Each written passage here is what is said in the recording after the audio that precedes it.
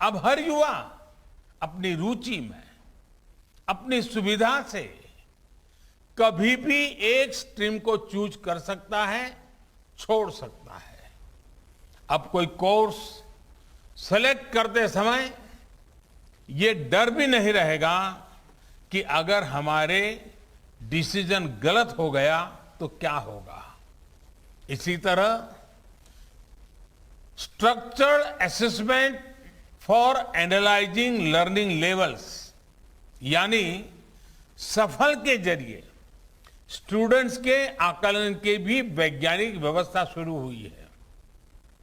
ये व्यवस्था आने वाले समय में स्टूडेंट्स को परीक्षा के डर से भी मुक्ति दिलाएगी।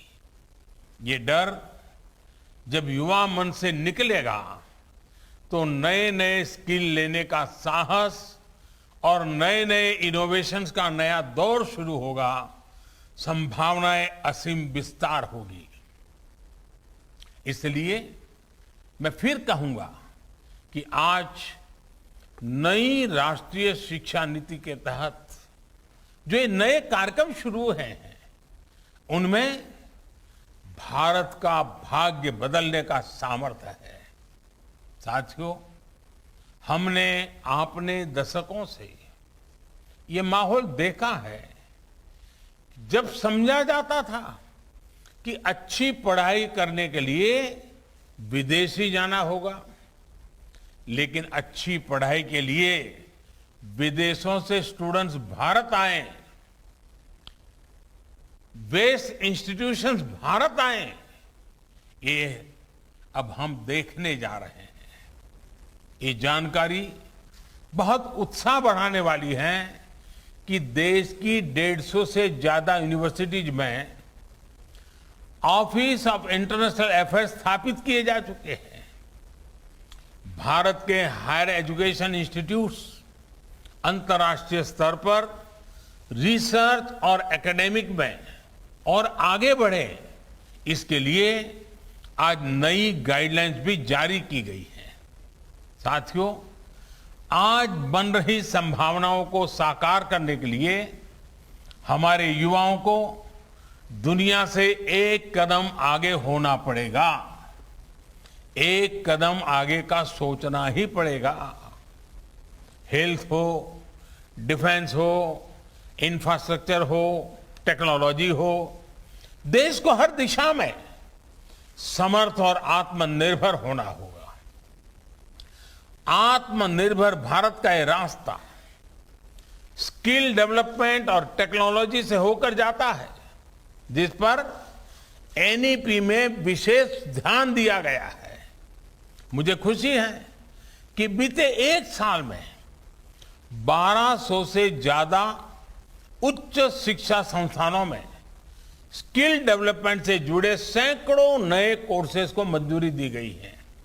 साथियों, शिक्षा के विषय में पूज्य बापू महात्मा गांधी कहा करते थे, राष्ट्रीय शिक्षा को सच्चे अर्थों में राष्ट्रीय होने के लिए राष्ट्रीय परिस्थितियों को रिफ्लेक्ट करना चाहिए।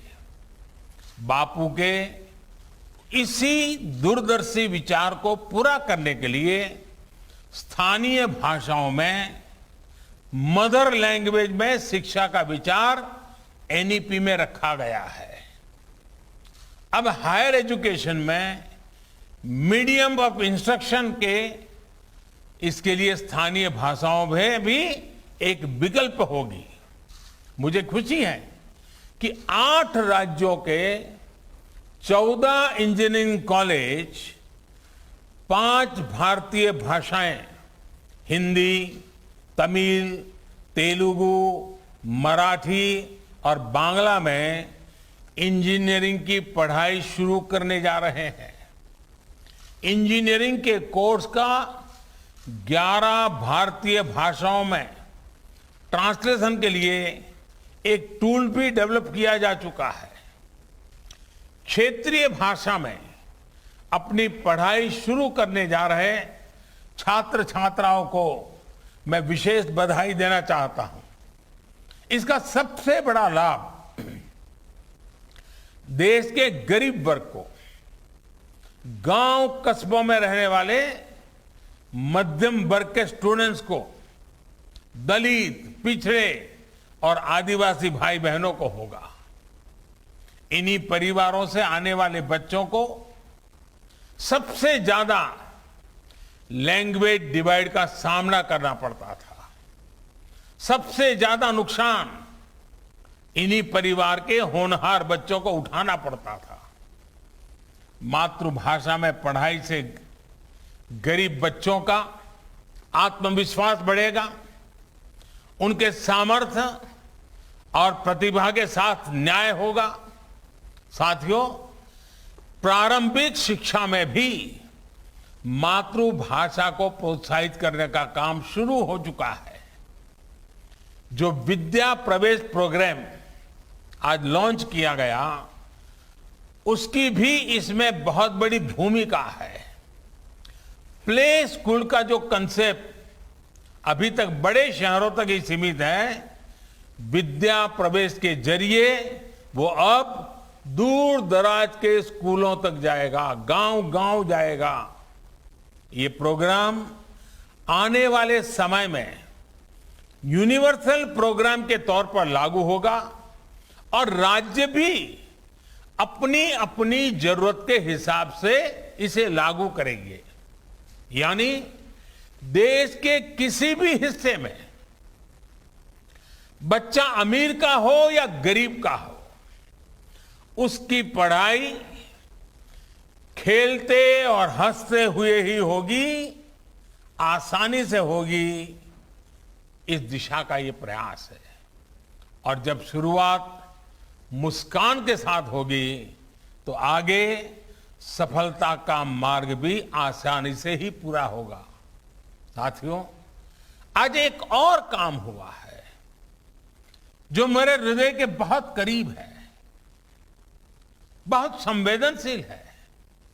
आज देश में 3 लाख से ज्यादा बच्चे ऐसे हैं जिनको शिक्षा के लिए सांकेतिक भाषा की आवश्यकता पड़ती है। इसे समझते हुए भारतीय साइन लैंग्वेज को पहली बार एक भाषा विषय यानी एक सब्जेक्ट का दर्जा प्रदान किया गया है। अब छात्र इसे एक भाषा के तौर पर भी पढ़ पाएंगे। इससे भारतीय साइन लैंग्वेज को बहुत बढ़ावा मिलेगा। हमारे दिव्यांग साथियों को बहुत मदद मिलेगी। साथियों, आप भी जानते हैं कि किसी भी स्टूडेंट की पूरी पढ़ाई में उसके जीवन में बड़ी प्रेरणा उसके अध्यापक होते हैं। और हमारे यहां तो कहा गया है, गुरौ न प्राप्यते यत् यत् तत् न अन्य अत्रापि लभ्यते। अर्थात जो गुरु से प्राप्त नहीं हो सकता वो कहीं प्राप्त नहीं हो सकता। यानी ऐसा कुछ भी नहीं है जो एक अच्छा गुरु, अच्छा शिक्षक मिलने के बाद दुर्लभ हो। इसलिए राष्ट्रीय शिक्षा नीति के फॉर्मुलेशन से लेकर इंप्लीमेंटेशन तक हर स्टेज पर हमारे शिक्षक सक्रिय रूप से इस अभियान का हिस्सा है।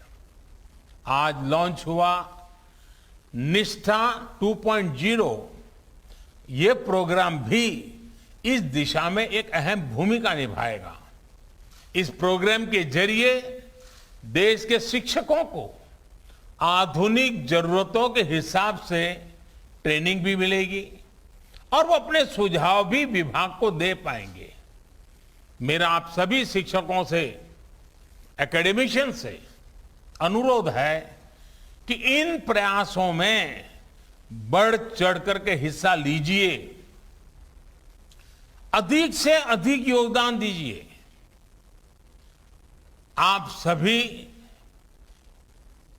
शिक्षा के क्षेत्र में इतना अनुभव रखते हैं, व्यापक अनुभव के धारक है, इसलिए जब आप प्रयास करेंगे तो आपके प्रयास राष्ट्र को बहुत आगे लेकर जाएंगे। मैं मानता हूं कि इस कालखंड में हम जिस भी भूमिका में हैं, हम सौभाग्यशाली हैं कि हम इतने बड़े बदलावों के गवाह बन रहे हैं, इन बदलावों में सक्रिय भूमिका निभा रहे हैं। आपके जीवन में ये स्वर्णिम अवसर आया है कि आप देश के भविष्य का निर्माण करेंगे, भविष्य की रूपरेखा अपने हाथों में खींचेंगे। मुझे पूरा विश्वास है आने वाले समय में जैसे जैसे नई राष्ट्रीय शिक्षा नीति के अलग अलग फीचर्स हकीकत में बदलेंगे, हमारा देश एक नए युग का साक्षात्कार करेगा। जैसे जैसे हम अपनी युवा पीढ़ी को एक आधुनिक और राष्ट्रीय शिक्षा व्यवस्था से जोड़ते जाएंगे, देश आजादी के अमृत संकल्पों को हासिल करता जाएगा। इन्हीं शुभकामनाओं के साथ मैं अपनी बात समाप्त करता हूं। आप सब स्वस्थ रहें और नई ऊर्जा के साथ आगे बढ़ते रहें। बहुत बहुत धन्यवाद।